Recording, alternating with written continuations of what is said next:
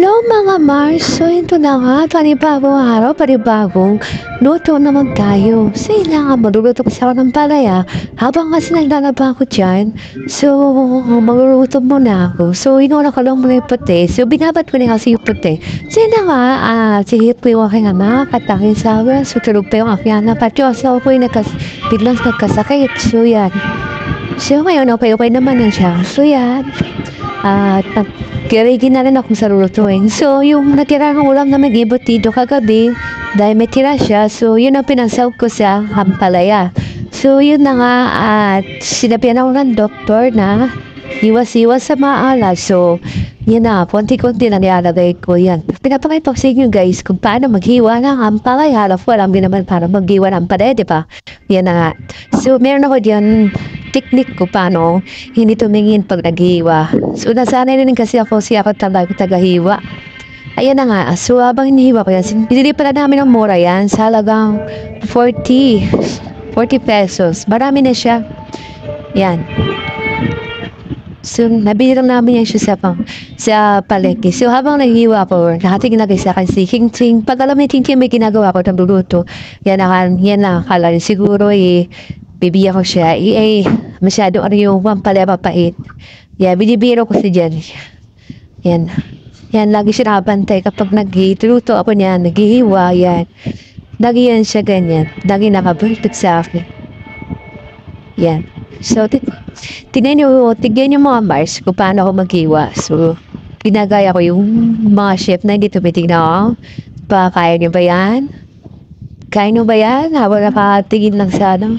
So, naramdaman ko na gising yung asawa ko yan. So, yan. So, sana hindi din ako mag-iwan na hindi nakatignan mo. Munti ka na maano yung kuko.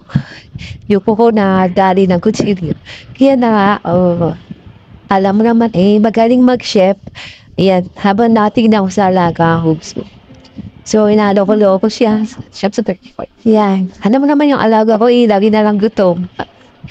So, yan. Papakita ko sa inyo siya. Ayan. Ayan na si Ching. Ayan. Isimula na ako hatmat. Start na lang magluto na. At magkisa ng sibuyas bawang. So, may natira kasi kaming embutido. So, yun ang pinakasawag ko na. Yan. Yung ampalaya pala is pinapuluan ko sa kasirola. Para madali matanggal yung pait niya. So, may pait pa rin naman. Masarap kasi may ampalaya na mapait. So, yan. Yapan ko muna. So, habang nagigisa pa po yan. Yan yung bitito na natira. So, yan. Ito na po yung ampalaya. So, para ka naman nagigisa. So, hanggang dito na lang. Salamat sa panonood. Bye-bye! Mwah!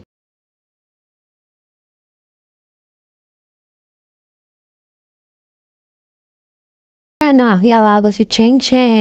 Yan. Di pa yan siya nalilito Yan. Pinapamin ko sa kanya yung palaya.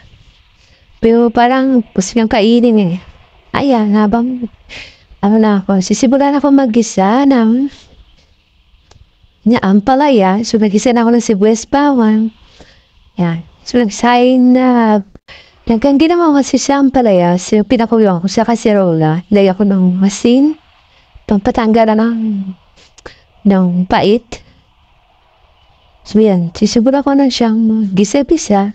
So, yung natirang embutido, yan ang hinalo ko. So, hindi na ako nalagay ng kitilig. So, itlog na lang. Tsaka embutido. So, yan. Yan na siya. Yan yung tsura niya. So, naglagay din ako ng itlog. So, yan. Yung aking binabad na puti na i-brush ko na rin siya. Bye-bye!